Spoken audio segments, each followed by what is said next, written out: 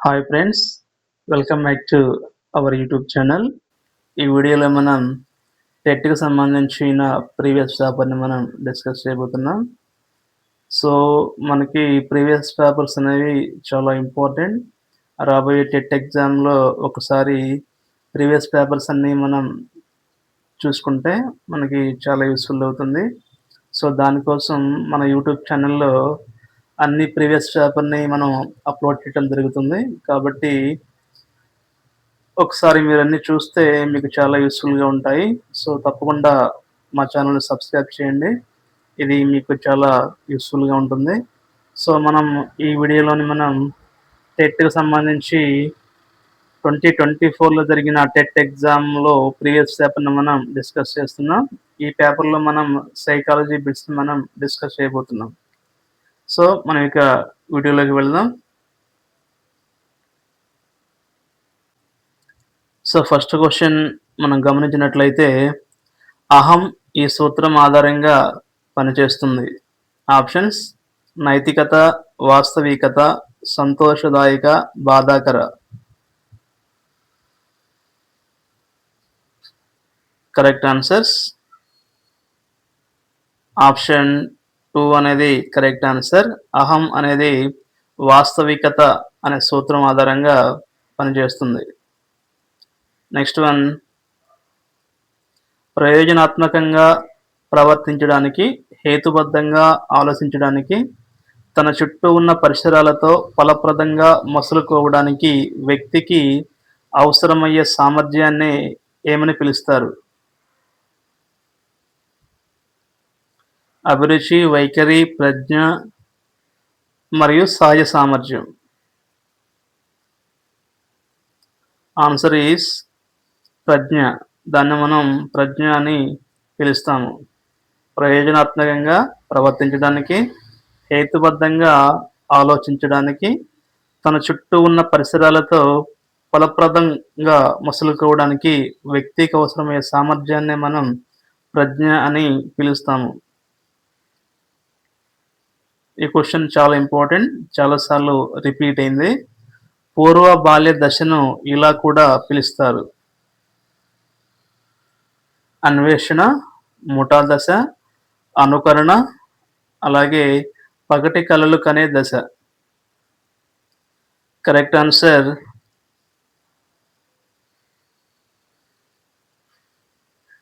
దీనికి correct answers అనేవి 1 మరియు 3. ఈ రెండు కూడా వీటిని కరెక్ట్ ఆన్సర్గా చెప్పవచ్చు. ఈ రెండు ఉంటే మీరు ఏది పెట్టినా కానీ కరెక్ట్ కిందగానే చూపిస్తారు. సో నెక్స్ట్ వన్: క్రింది వానిలో పెరుగుదల, అభివృద్ధిలో ఆనువంశికత ప్రధాన కారకంగా సమర్థించిన వారు ఎవరు? Watson, Freeman, Bagley, Galton.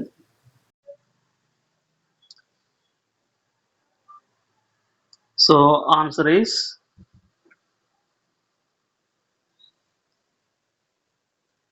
Option 4 అనేది correct answer, Galton. Correct answer Galton. పెరుగుదల, అభివృద్ధిలో ఆనువంశికత ప్రధాన కారకంగా ఉంటుందని చెప్పారు. నెక్స్ట్ వన్: భారతి ఇంజనీరింగ్ చదవాలనుకుంది, కానీ ఆమె ఫెయిల్ అవుతానని భయపడుతుంది. ఈ రకం సంఘర్షణ పేరేమిటి? ఉపగమ ఉపగమ, ఉపగమ పరిహార, పరిహార పరిహార, ద్వి ఉపగమ పరిహార. కరెక్ట్ ఆన్సర్ ఆప్షన్ 2 అనేది కరెక్ట్ ఆన్సర్. ఉపగమ పరిహార అనేది కరెక్ట్ ఆన్సర్. నెక్స్ట్ వన్ వస్తు స్థిరత్వ భావన ఈ దశలో ఏర్పడుతుంది. వస్తు స్థిరత్వ భావన ఈ దశలో ఏర్పడుతుంది. ఇంద్రియ చాలక, పూర్వ ప్రచాలక, మూర్తి ప్రచాలక, అమృత ప్రచాలక. కరెక్ట్ ఆన్సర్ ఆప్షన్ 1 అనేది కరెక్ట్ ఆన్సర్. ఇంద్రియ చాలక దశలోని వస్తు స్థిరత్వ భావన అనేది ఏర్పడుతుంది. నెక్స్ట్ వన్, ఎరిక్సన్ ప్రకారం 12 నుండి 20 సంవత్సరాల వయస్సులో కనబడే మనోసాంఘిక క్లిష్ట పరిస్థితిని ఏమని పిలుస్తారు?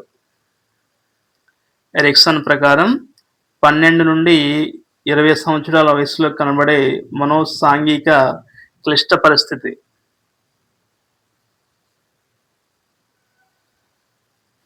And correct answer is option 3 అనేది కరెక్ట్ ఆన్సర్. పాత్ర గుర్తింపు మరియు పాత్ర సందిగ్ధం. నెక్స్ట్ వన్, వికాసానికి సంబంధించి సరైన ప్రవచనం. పరిమాణాత్మకం మార్పులన్నీ అనువంశికతపై ఆధారపడును.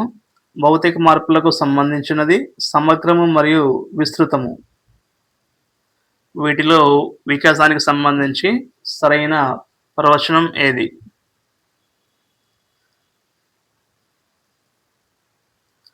ఆన్సర్ ఈస్ ఆప్షన్ 4 అనేది కరెక్ట్ ఆన్సర్. సమగ్రము మరియు విస్తృతము.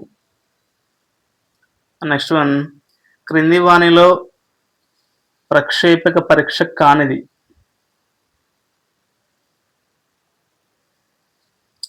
క్రింది వానిలో ప్రక్షేపక పరీక్ష కానిది. And correct answer is option 4 is the correct answer.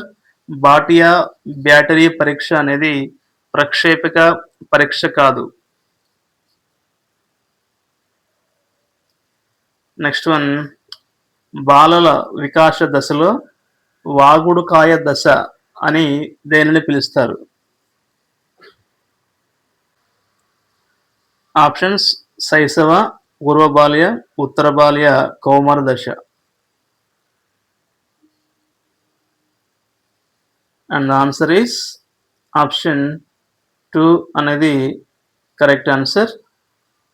Option 2 అనేది కరెక్ట్ ఆన్సర్. పూర్వ బాల్య దశను వాగుడుకాయ దశ అని పిలుస్తారు. నెక్స్ట్ వన్, గుర్రాన్ని నీటి వరకు తీసుకుపోగలం కానీ నీరు తాగించలేము కదా అనే సామెతకు ఆధారం. చాలా ఇంపార్టెంట్ ఇలాంటి క్వశ్చన్స్ అన్నీ కూడా. గుర్రాన్ని మనం నీటి వరకు తీసుకెళ్ళగలం కానీ నీరు మాత్రం తాగించలేము కదా అనే సామెతకు ఆధారం ఏమిటి?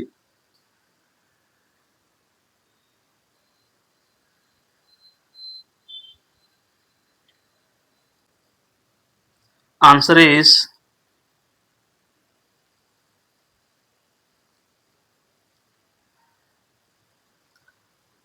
ఆప్షన్ 1 అనేది కరెక్ట్ ఆన్సర్. సంసిద్ధతా నియమం. నెక్స్ట్ వన్, అభ్యసనం అనేది ఏమిటి?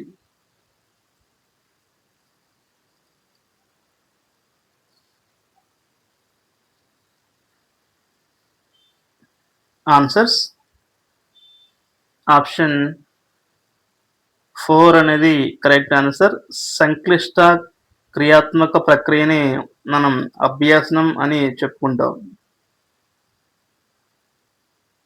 నెక్స్ట్ వన్, అబద్ధం చెప్పడం తప్పుగా భావించే వ్యక్తి అబద్ధం చెప్పకుండా ఉండటంలో ఇమిడి ఉన్న ప్రేరణ. అంతర్గత, సాధారణ, బాహ్య, కృత్రిమ. అబద్ధం చెప్పడం అనేది తప్పుగా భావించే వ్యక్తి అబద్ధం చెప్పకుండా ఉండటంలో ఇమిడి ఉన్న ప్రేరణ ఏమిటి?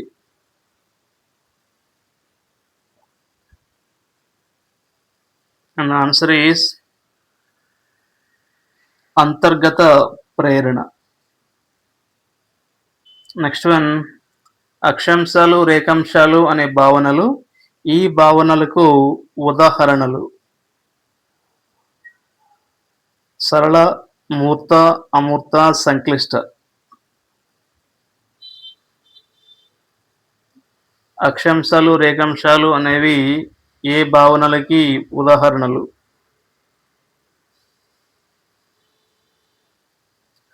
అక్షాంశాలు, రేఖాంశాలు అనేవి మన కంటికి కనపడవు కాబట్టి ఇదొక అమూర్త భావన.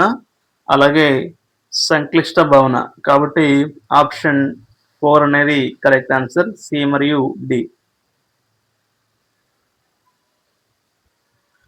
నెక్స్ట్ వన్, అభ్యసించే విషయాల మధ్య కానీ పద్ధతుల మధ్య కానీ సారూప్యత వల్ల అభ్యసన బదలాయింపు జరుగుతుందని ఈ సిద్ధాంతం పేర్కొంటుంది.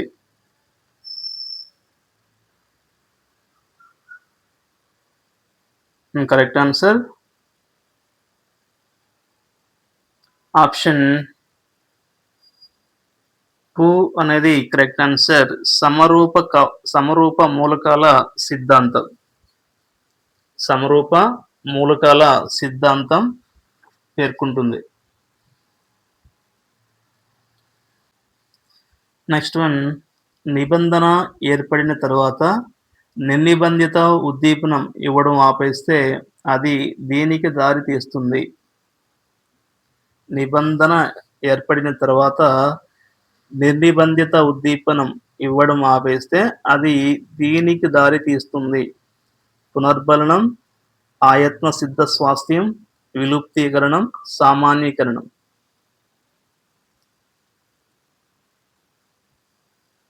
And the answer is option 3 correct answer, విలుప్తీకరణం.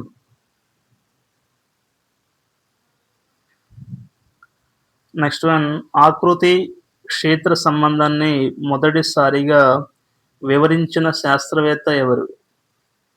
ఆకృతి క్షేత్ర సంబంధాన్ని మొదటిసారిగా వివరించిన శాస్త్రవేత్త ఎవరు? Edgar Rubin, CL Morgan, Richard, Jerome Bruner.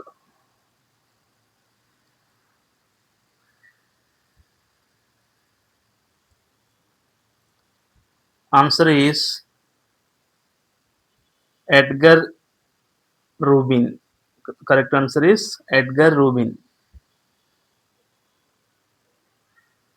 Next one, స్మృతి ప్రక్రియలో మెదడులో ఏర్పడే చిహ్నాలు. స్మృతి ప్రక్రియలో మెదడులో ఏర్పడిన చిహ్నాలు. Neurograms, neuromuscular grams, polysomnograms, neuro imaging grams.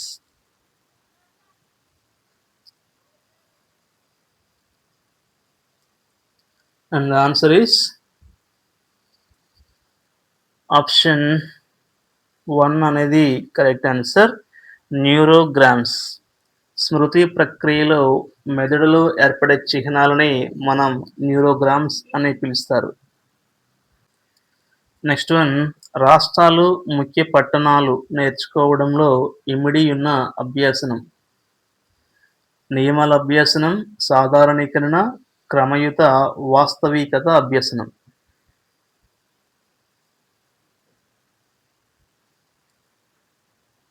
And the answer is option 4 అనేది కరెక్ట్ ఆన్సర్, వాస్తవికత అభ్యసనం.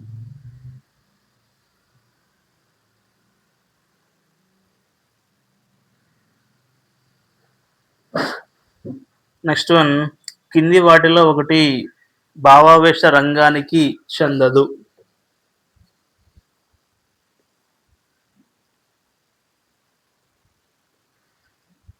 కరెక్ట్ ఆన్సర్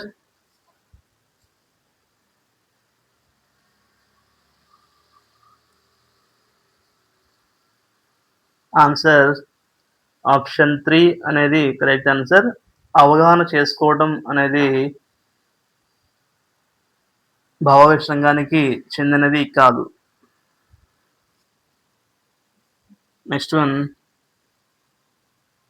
హోమ్ స్కూలింగ్ అనే పుస్తక రచయిత ఎవరు? హోమ్ స్కూలింగ్ అనే పుస్తక రచయిత ఎవరు?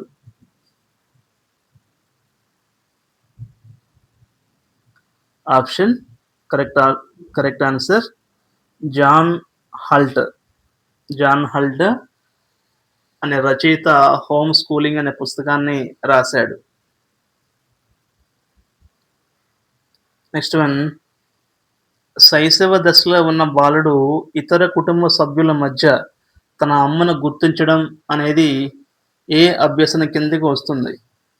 శైశవ దశలో ఉన్న బాలుడు ఇతర కుటుంబ సభ్యుల మధ్య తన అమ్మను గుర్తించడం అనేది శాబ్దిక, ప్రత్యక్ష, భావనాత్మక, విచక్షణ అభ్యసన.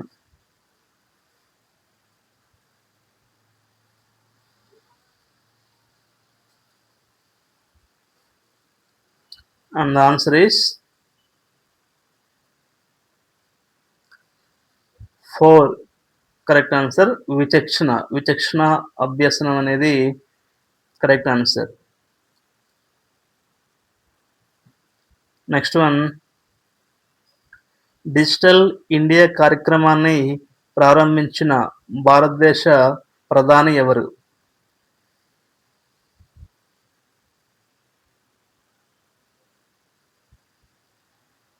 And answer is Narendra Modi.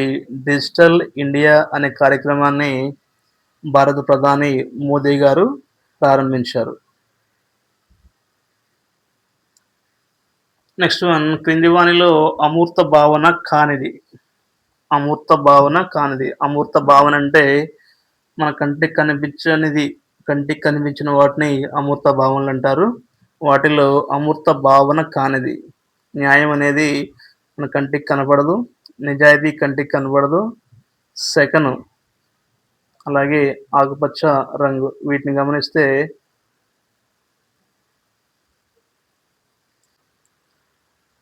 Answer is ఆకుపచ్చ రంగు. మనకి ఆ రంగు అనేది కంటికి కనిపిస్తుంది, కానీ కాలం అంటే సెకను మన కంటికి కనపడదు, అలా గడిచిపోతూ ఉంటుంది. అలాగే నిజాయితీ, న్యాయం అనేవి కూడా మన కంటికి కనిపించే భావనలు కాదు కాబట్టి ఇవన్నీ కూడా అమూర్త భావనలు. అమూర్త భావన కానిది ఏంటంటే ఆకుపచ్చ రంగు.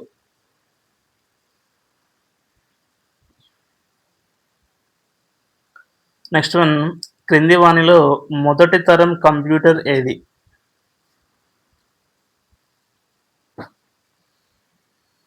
క్రింది వానిలో మొదటి తరం కంప్యూటర్ ఏది? ఇచ్చిన వాటిల్లో ఆన్సర్ అనేది ఎక్కడా లేదు. ఇచ్చిన వాటిలో ఆన్సర్ అనేది ఎక్కడా లేదు కాబట్టి ఈ క్వశ్చన్కి ఏది పెట్టినా కానీ కరెక్ట్ ఆన్సరే. నెక్స్ట్ వన్, 1 PB 1 పెటాబైట్ విలువ ఎంత? 1 పెటాబైట్ విలువ ఎంత? And answer is 1024 terabytes. TB అంటే టెరాబైట్స్. 1024 టెరాబైట్ని ఒక పెటాబైట్ అంటారు.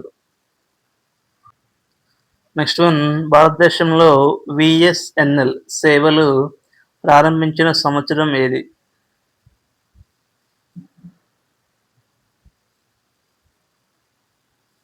ఆన్సర్ ఈస్ 1995లో విఎస్ఎన్ఎల్ సేవలు అనేవి స్టార్ట్ చేయబడ్డాయి. నెక్స్ట్ వన్, మోకో ఎంఓఓసిని విస్తరించండి. ఎంఓఓసిని విస్తరించుము. And the answer is option 1, massive open online కోర్సెస్ని మోక్ అని పిలుస్తారు. నెక్స్ట్ వన్, విద్యా హక్కు చట్టం 2009 ప్రకారం పాఠశాలలో విద్యార్థుల సంఖ్య 40 ఉంటే ఉపాధ్యాయుల సంఖ్య ఎంత ఉండాలి? ఇది చాలా ఇంపార్టెంట్ క్వశ్చన్. పాఠశాలలో విద్యార్థులు 40 ఉంటే ఉపాధ్యాయుల సంఖ్య ఎంత ఉండాలి? ఆప్షన్ 2 అనేది కరెక్ట్ ఆన్సర్. 2 ఉండాలి. అంటే 20 మందికి ఒకళ్ళు చొప్పున 40 మంది ఉంటే 2 ఉపాధ్యాయులు ఉండాలి. ఒక స్కూల్లో మొత్తం విద్యార్థుల సంఖ్య 40 ఉంటే ఉపాధ్యాయులు 2 ఉండాలి. The last question is NEP national education policy 2020 ప్రకారం మొదటి 5 సంవత్సరాల విద్యను ఎలా పిలుస్తారు?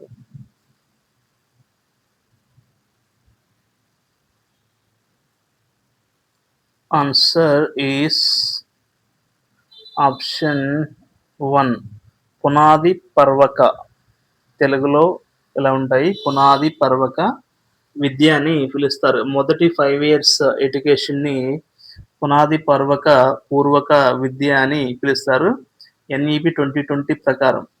Okay friends, thank you. ఈ వీడియో మీకు యూస్ఫుల్గా ఉంటే సబ్స్క్రైబ్ చేయండి friends. Thank you for watching.